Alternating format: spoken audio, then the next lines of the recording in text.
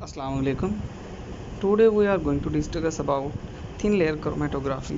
जो thin layer chromatography होती है ये एक टेक्निक है जिसके अंदर हम क्या करते हैं, नॉन वोलाटाइल मिक्सचर जो होता है सॉल्यूशन का, हमने मिक्सचर में से एक्सपेरिमेंट करके हम क्या करते हैं कि स्पेसिफिक सोल्यूशन को हम आइसोलेट कर लेते हैं। The experiment is conducted on the sheet of aluminium foil होती है या प्लास्टिक होती है और या कोई ग्लास हो सकता है, coated with thin layer of absorbent material जिसके ऊपर अप्लाई हुआ हो।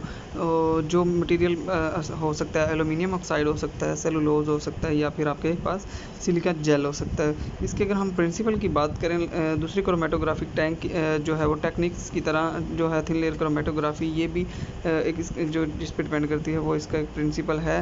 The separation relies on the relatively affinity of compound toward both phases. मतलब जो हम कंपोनेंट जो हम सेपरेट कर रहे हैं उसकी मोबाइल फेज के अंदर और स्टेशनरी फेज के अंदर जो है वो मूवमेंट किस तरह की है इस चीज़ पे डिपेंड करती है। इसका जो प्रिंसिपल इस चीज़ पे डिपेंड करता है। The compound in the mobile phase move over the surface of stationary phase. जो मोबाइल फेज के अंदर कंपोनेंट होता है वो स्टेशनरी फेज जो कि साकन फेज होता है उसके ऊपर मूव करता है।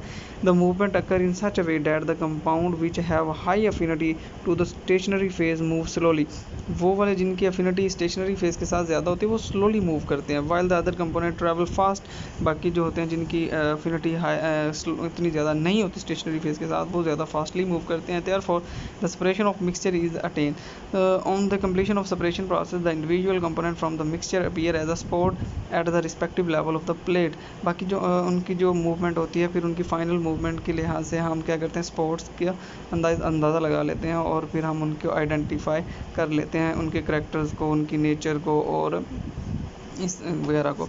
आगे देखें तो डायग्राम में क्या है कि थिन लेयर क्रोमेटोग्राफी एक हमारे पास जो है वो एक ग्लास प्लेट है, उसके ऊपर हमने क्या किया हुआ है कि एक स्पॉट लाइन लगाई हुई जो कि हम बॉटम से 1 सेंटीमीटर ऊपर की तरफ लगाते हैं, ठीक है। और ऊपर एक हमारे पास थिन लेयर क्रोमेटोग्राफी चैम्बर है और दरमियान में उसके अंदर जो है फिल है मोबाइल फेस जो हमने मिक्सचर डाला हुआ है, सोल्यूशन डाला हुआ है। अब क्या होता है कि हमने नेक्स्ट है प्रोसीजर की अगर बात करें, स्टार्ट करने से पहले क्रोमेटोग्राफी एक्सपेरिमेंट को हम इस बात को डिस्कस करेंगे कि ये प्रोसीजर किस तरह से होता है।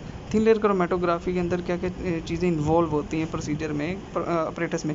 थिन लेयर क्रोमेटोग्राफिक प्लेट यह रेडीमेड जो है लैब में भी हम तैयार कर सकते हैं और बाज़ार से हमें रेडीमेड भी ये मिल जाते हैं। Which are chemically inerted and stable जो कि बनी बनाई हमें मिल जाती हैं। The stationary phase is applied on the surface in the form of thin layer. जो स्टेशनरी फेज होता है जो सिलिका जेल वैसे जब हमने कहा इसको हम थिन लेयर की सूरत में ऊपर अप्लाई कर देते हैं उस ग्लास के ऊपर। The stationary phase on the plate has a fine particle size and also have uniform thickness. और ये इनकी जो थिकनेस होती है वो यूनिफॉर्म होती है। नेक्स्ट है जी थिन लेयर क्रोमेटोग्राफिक चैम्बर की अगर बात करें तो इसको यूज़ डेवलप प्लेट्स, इसको हम use to develop plates. It is responsible to keep the study environment inside the which will keep the developing spot. अब जो है वो उसको मेंटेन रखता है डेवलपिंग स्पॉट को। Also it prevent the solvent evaporation and keep the entire process dust free. हम ऊपर से उसको कवर कर देते हैं डस्ट चैम्बर के अंदर, उसका अपना एक टेम्परेचर मेंटेन अपना अंदर का एक सिस्टम इन्वायरमेंट बन जाता है, एक टेम्परेचर मेंटेन हो जाता है और इसके अंदर डस्ट फ्री भी होता है। थिन लेयर क्रोमेटोग्राफी के अंदर जो मोबाइल फेज होता है उसके अगर बारे में बात की जाए तो is a one that move and consist of a solvent mixture और सॉल्वेंट। जो हमारा सॉल्वेंट मिक्सचर होता है वो इसके साथ अटैच होता है। This phase should be particulate free. इसके अंदर पार्टिकल्स जो है वो डस्ट पार्टिकल्स वगैरह नहीं होने चाहिए, फ्री होना चाहिए। The higher the quality of purity the development of spot is better. जितनी ज़्यादा प्योरिटी ज़्यादा होती है उतना ही स्पॉट वो बेहतर होता है। Thin layer chromatographic filter paper जो है नेक्स्ट होता है, it has to be place inside the chamber. It is moistured in the mobile phase. ये मोबाइल फेज के अंदर इसको डबोना होना है। आगे है stationary phase that is applied to the plate is made to dry and stabilise the apply spot.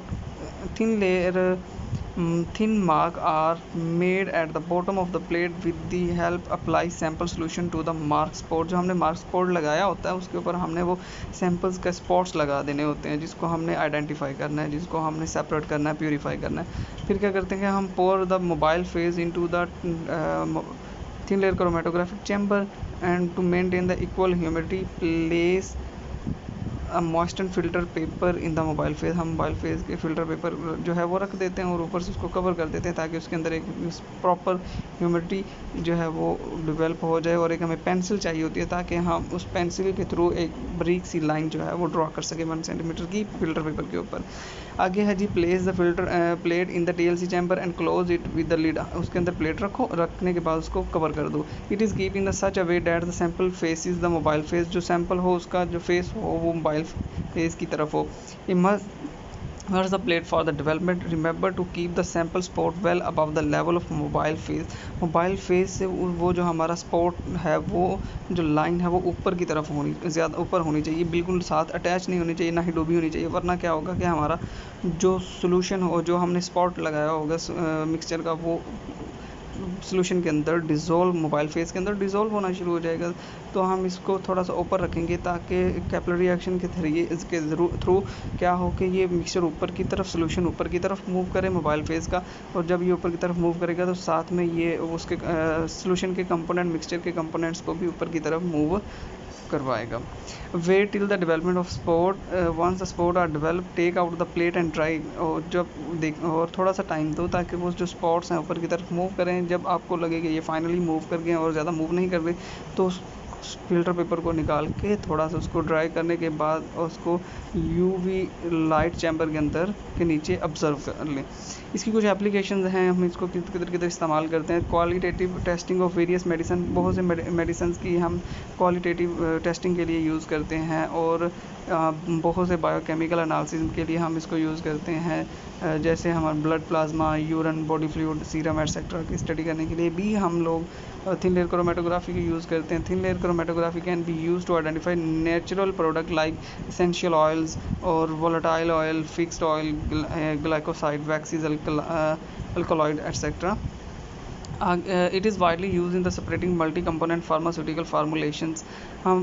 It is used for the purification of sample and direct comparison is done between the sample and the authentic sample. हम authentic sample होता है, फिर हमारे पास जो comparison करने के लिए जो purification जिसकी हमने करनी है उनको करके फिर दोनों को compare कर लेते हैं। It is used in the food industry to separate the identify colors, sweetening agent and preservatives. It is used in the cosmetic industry. It is used to study if the reaction is completed.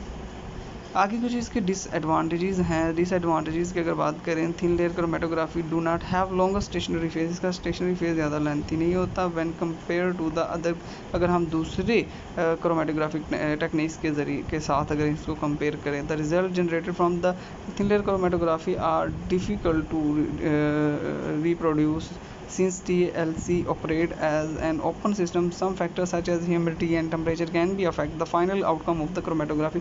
इसके अंदर अगर humidity और dust particle, temperature etcetera वगैरह अगर affect होता है उसकी वजह से, तो इसकी वजह से फिर पूरा रिजल्ट क्रोमेटोग्राम का जो है वो मुतासर होता है।